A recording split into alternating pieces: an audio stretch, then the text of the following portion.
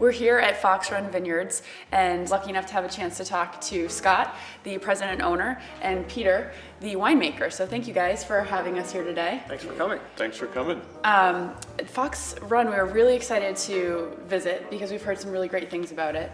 Can you talk a little bit about the history of the vineyard and the winery and how you both came to be here? This winery in particular, Fox Run, opened up in 1990.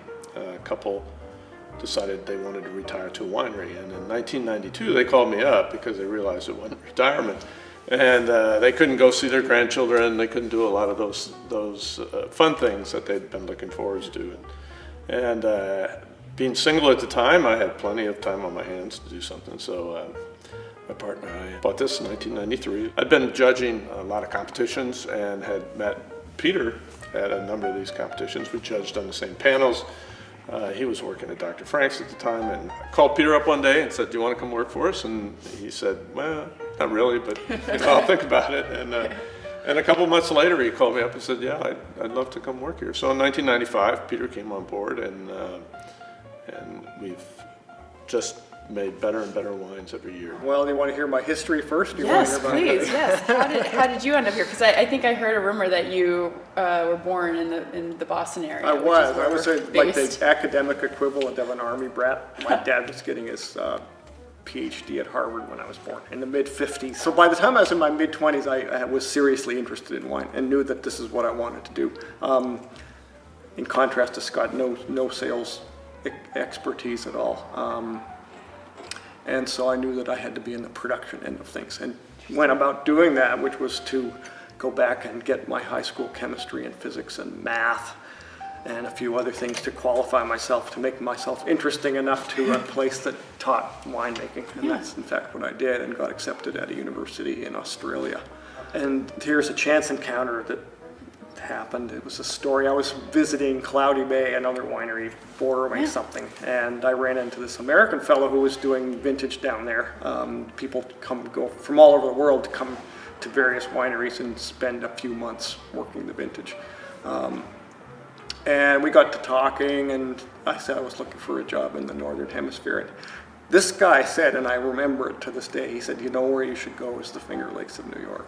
Huh. And what year was this around? This was 1990. Wow. So pretty much I said, okay. And that's when I set all these other wheels in motion to get a job here, and been here ever since. Now we're out here on your beautiful vineyard that's overlooking Seneca Lake. How important is your position to the lake in terms of the wine you're able to make, in terms of the grapes you're able to grow? Very important. Our vineyards are 100% vinifera, which are the classic European varieties. And one of the things that we really have to worry about here is not whether the grapes are going to be ripe or not, or we have to worry about frost, and we also have to worry about wintertime temperatures. And Seneca Lake never freezes, so it acts like a 40-degree heater, and so that moderating effect helps keep the wintertime temperatures much warmer than just as close as 2 miles away, and it can be a 5 or 10 degree difference. You know, we've discovered over the years that the varieties, the vinifera varieties that grow well here, we're starting to narrow those down. Riesling is the #1 variety here, I think, that we can make, and Peter probably makes some of the best. What's your approach to winemaking? It sounds a little bit trite, but I would say the aim of my winemaking is to make the most delicious wines possible. And sounds good to me. It's that kind of approach trumps any backstory I could provide you. You know, we're not a gravity flow winery, and we're not biodynamic, and we're not anti-technology, etc. So we're fairly mainstream winemaking techniques, but the fact is we all are interested in producing something that tastes delicious, not only to us but to our customers. So talk about deliciousness and what that does in your mouth, and describe what you try to achieve. Yeah, okay. When my assistant winemaker Tricia started, she talk to me about wine. What constitutes good wine? This was 6 years ago now.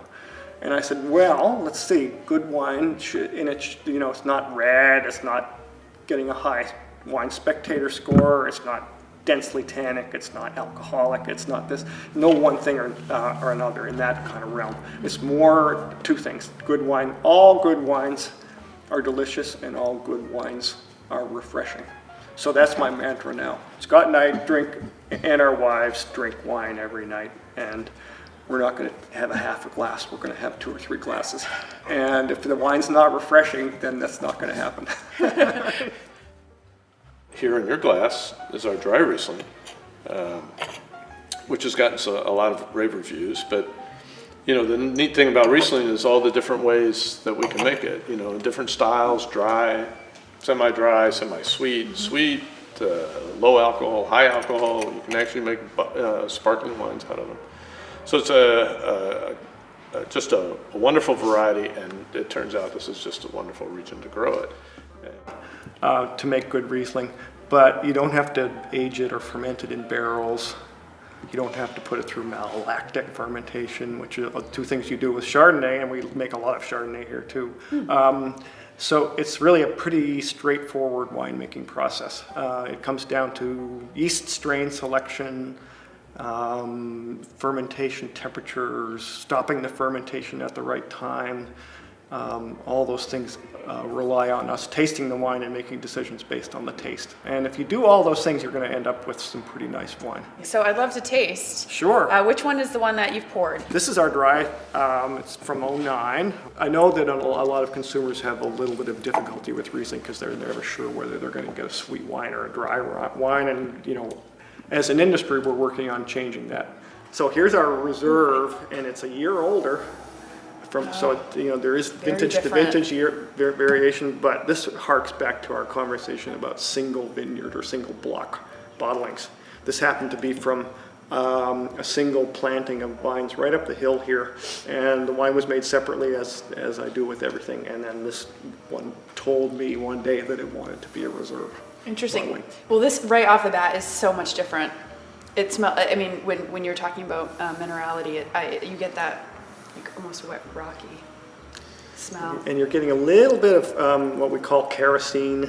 Yes. Okay, so yes, that's a you get that, petrochemical, which sounds very strange to neophytes, but good Riesling with a little bit of bottle age are almost always described as smelling like diesel or kerosene. You definitely get that. It's very, very different. Yeah. I know you brought some other stuff, some single vineyard wines. Yeah, I should go get Can them. you go get those? You And want I'll, Yes, please. yeah, those, they're yummy. They're real good stuff. So again, these are from the tanks. Is there a point in the process when you're tasting from the tanks that you determine, yes, this is going to be one that we bottle and we put out there for the public individually? Yeah, it's in fact right about now. Okay. Late spring. And this is, you know, the culmination of a lot of blending trials. And trials involve just, you know, not eyedroppers, but very small quantities and seeing what various blends taste like. We have so many different components, we have to make something that fits our kind of style. And this one on the left is our dry style. Is your dry style, okay. Very young wine, Oh my goodness. but it will maybe remind you of some of these other wines we've tasted today.